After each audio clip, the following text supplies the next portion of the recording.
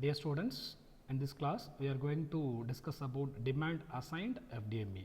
So FDMA, that is frequency division multiple access. So here more number of user want to access a channel that is possible by allocating different frequency. So here how to assign a frequency, either fixed based or it may be based on the request. So in fixed based strategy, so each and every user can have the fixed frequency, and this frequency only intended for the particular user, and even though that particular channel is free, but the other user cannot use the particular channel. So that is called actually fixed assignment strategy. So in fixed assignment process, each and every user, they are having own channel, and that channel will not be allocated to some other user even though that channel become free. And demand based strategy, whenever user raise a request, whenever user need a channel, so based on the request we can assign a channel. So how to do the frequency assignment process or channel assignment process? So for that, the entire frequency, so the total bandwidth may be divided into a number of channels, and that particular frequency or the bandwidth will be allocated to the requested users equally. So what are the methods we are having for assigning this particular frequency process? So the first one, polling method. So there will be a master edge station, and remaining are the slave stations. So there will be a master, which is that master which is going to control the remaining all the slave station. And when a frequency need or when a channel need by a particular station or particular slave station, so they have to send some request to the master edge station, and based on the availability, based on the availability of the channel, the master edge station can allocate a frequency or channel to the requested user. And once the channel become free, so after the particular duration time when channel become free, now the channel, the free channel, back to the polling station or back to the polling, so that that particular frequency will be assigned to some other user also. Okay. And here the very important thing about the polling method, there will be some delay, because each and every time we have to send our request to the master station, and the master station has to analyze your request, and based on the availability of channel only they have to allocate a channel for you. So there will be some delay will be there, and in order to overcome this particular delay, we can go for the centrally controlled random access. So here in this method, there will be a again the master edge station, and whenever there will be a request received from the any slave station, and the master station immediately allocate a channel. And distributed control random access, here each and every edge station, there will be no control station, and each and every edge station they can act as like a master, and they can randomly select a channel. If the channel is available, they can select a channel themselves. They may not wait for the getting the permission from any master station. It is not required here.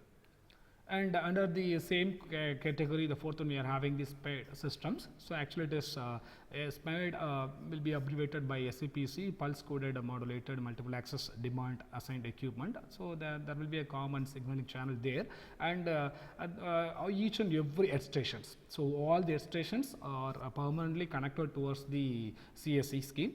So here, and the capacity of edge station, they can generate up to 794 set of carrier frequencies, and here the edge station can have a separate memory unit. So this memory unit which contains the information about the list of frequencies. So what are the frequencies are currently available, so based on the list they can go for the CSE. So they want to access CSE means they must know whether the channel is available or not. So based on the information or the list, they can access CSE.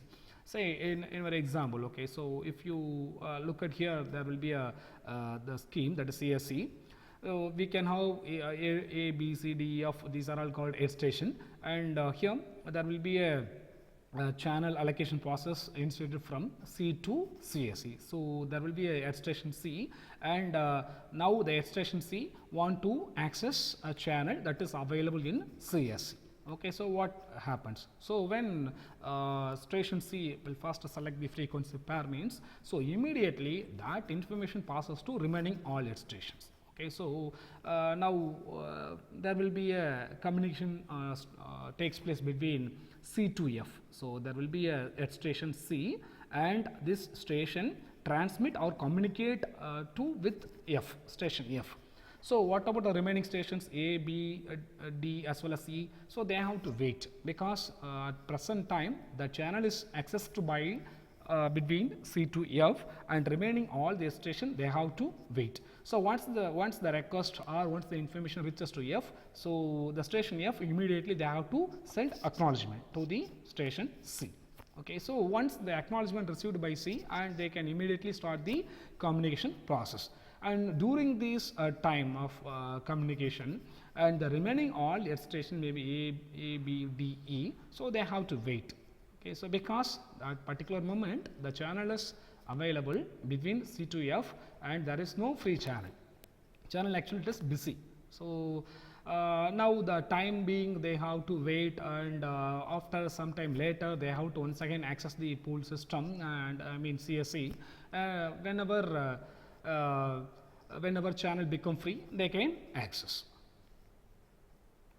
So here you can see once the station information received by another station F, and immediately they have to send acknowledgement. So once the connection is established, okay, so once the connection is established, and immediately the common CSE, that is common signaling channel, the CSE actually they have to give some instruction to the remaining all systems. What are the stations we have? A, B, D, E. So this instruction tells very clearly that at present moment there will be a channel is available between C to F. There will be a path already created, so that the remaining all station they have to remove the frequency pair, I mean channeling pair. So once this information received by all remaining station, simply they removed their channel pair from the pool system, and they have to wait.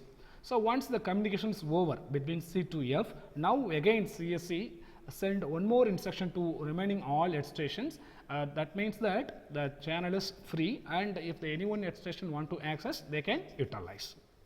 So in this way, how the channel is assigned based on the demand requested by the user or at station under FDME. Thank you, students.